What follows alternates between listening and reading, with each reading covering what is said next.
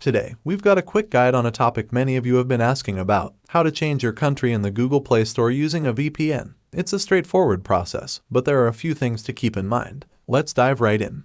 Now, let's get into the steps. Grab your device, open your VPN app, and connect to a server in the country you want to switch to.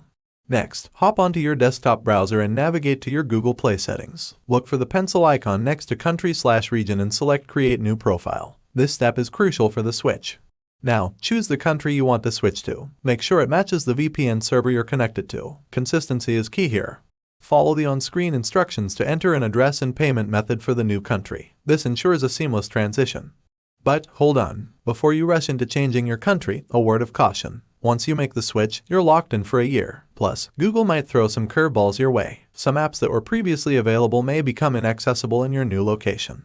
For example, those banking apps you've come to rely on might not be available anymore. And while Google technically allows you to use a VPN for this, some apps may not play nice.